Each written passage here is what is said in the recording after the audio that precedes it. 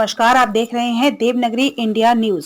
बुजुर्ग कार्यकर्ता को देखकर सभा में भावुक हुए मोदी। कहा, सत्ता मिलने पर कांग्रेस के शाही परिवार ने पायलट को दूध से मक्खी की तरह निकाला। राजस्थान में आज चुनाव प्रचार का अंतिम दिन है। पीएम नरेंद्र मोदी ने राजसमंद के देवगढ़ में जनसभा को संबोधित कर कहा कि जब से मैंने मर्दों का प्रदेश वाला बयान सुना है, मैं अपना गुस्सा काबू नहीं कर पा रहा हूँ।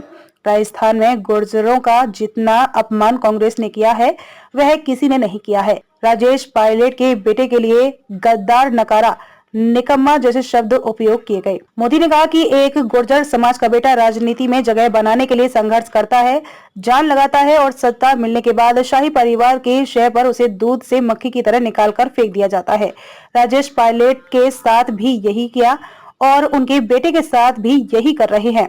मैं यहाँ बैठकर बुजुर्ग कार्यकर्ता देरासरिया को देखकर नमन करता हूँ और उन्हें देखिए। सभा को संबोधित करते हुए मोदी भावुक हो गए। उन्होंने भाजपा के स्थानीय कार्यकर्ता धर्मचंद देरासरिया का नाम लेते हुए कहा कि 60 साल भाजपा के लिए खपाने वाले देरासरिया कार्यकर्ता के रूप में बैठे हैं। पूरे चुनावी अभियान को उनके आशीर्वाद से 4 चांद लग गए हैं। 95 साल के देरासरिया 2008 में विधानसभा का चुनाव भी लड़ चुके हैं। गुरुवार को भी स्वास्थ्य सही नहीं रहने के बाद भी वे पीएम मोदी की सभा में पहुंचे थे। राजेश पायलट पर मेरे सवालों के जवाब नहीं दे रही कांग्रेस। बुधवार 22 नवंबर को मैंने शाही परिवार पर कुछ कहा था, ऐसा तीर लगा कि पूरी कांग्रेस हिल गई।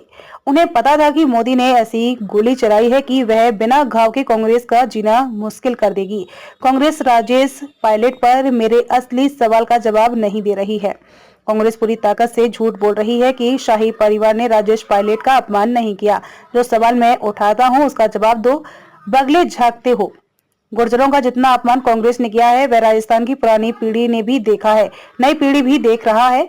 एक गुर्जर समाज का बेटा राजनीति में जगह बनाने के लिए संघर्ष करता है, जान लगाता है। सत्ता मिलने के बाद शाही परिवार की शय पर उसे दूध से मक्खी की तरह निकालकर फेंक दिया जाता है।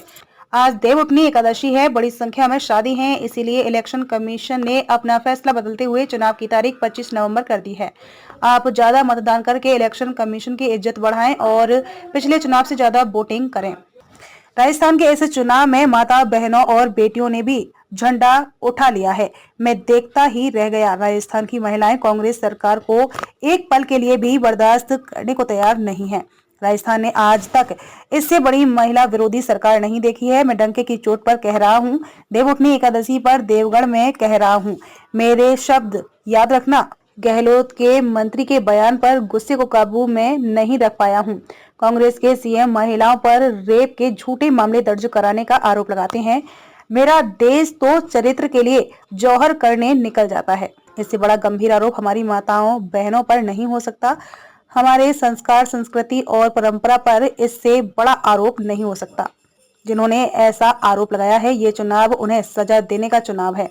आपके एक वोट में उन्हें सजा देने की ताकत है। गहलोत जी के सबसे करीबी मंत्री कहते हैं कि राजस्थान मर्दों का प्रदेश है, इसीलिए महिला अत्याचार को वे वाजिब बताते हैं।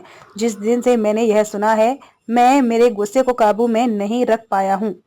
यह हमारी देश की मर्दानगी का अपमान है। क्या राजस्थान का पानी ये बात ऐसे ही सुनकर सह सकते हैं? देवनागरी इंडिया न्यूज से जुड़ने के लिए धन्यवाद।